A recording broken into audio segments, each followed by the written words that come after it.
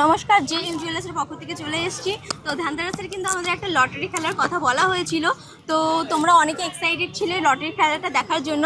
তো আজকে কিন্তু 29শে জানুয়ারি, আজকে সেই দিন, বিশেষ দিন, মানে যেখানে আমরা জানাবো যে জেএম জুয়েলার্সের লটারি খেলার মানে কে দুজন উইনার হলো, মানে দুটো স্কুটি কারা কারা পেলো। সাফল্যের জন্য বলবো জেএম এর প্রত্যেকটা মেম্বার, প্রত্যেকটা সদস্য যারা আমাদের সাথে জড়িত আছে, সে ইউটিউবার হোক বা আমাদের জেএম এর বোনেরা বা জেএম এর কাস্টমার কাম ফ্যামিলি, তাদের জন্য বলে তারা এতটা সহযোগিতা করেছে, এতটা ভালোবেসেছে বলে কিন্তু আজকে আমরা জেএম এই প্রচেষ্টাটা করতে পেরেছি বা এই জিনিসটা কিন্তু আমরা আসতে পেরেছি। প্রত্যেকটা ইউটিউবার ভাইদের বলবো, দাদাদের বলবো, অনেকভাবে সহযোগিতা করেছে, কোথাও ভুল হলে সেটা ধরিয়ে দিয়েছে।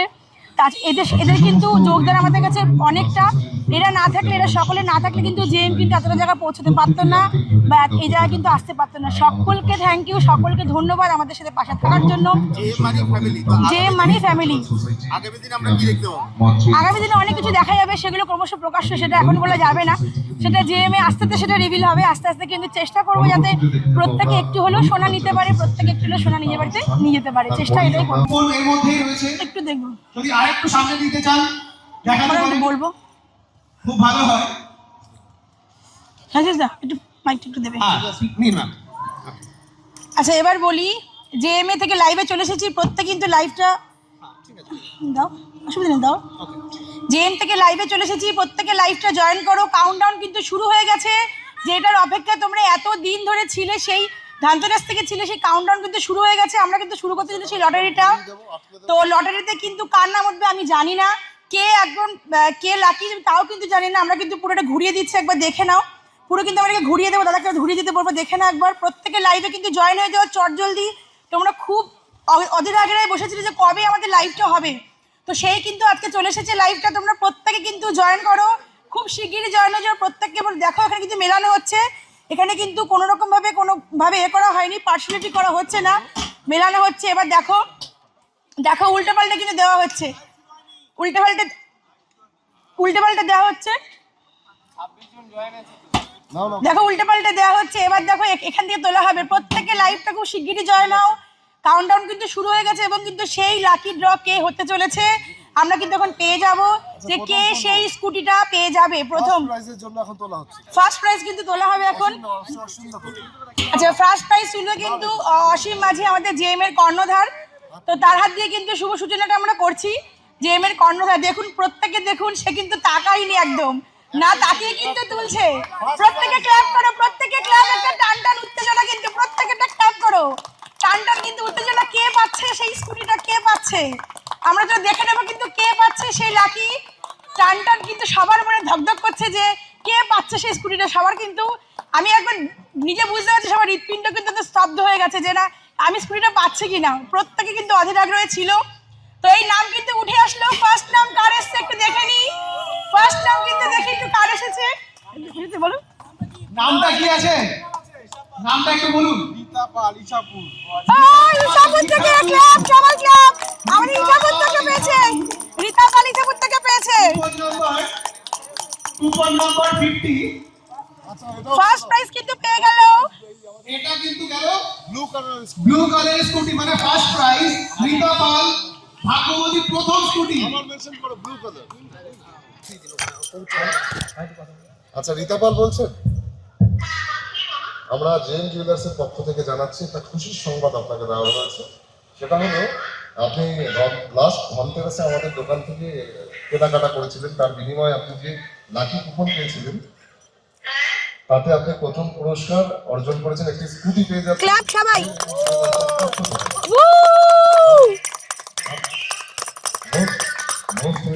এভাবেই আমাদের পাশে থাকুন, আর আপনি ভিডিও কলিং করতে পারেন। আপনাকে দেখিয়ে দিচ্ছি আপনার পুরস্কার এই মুহূর্তে। হ্যাঁ, ভিডিও ভাবে চলো, আমি ঘুরে নেই।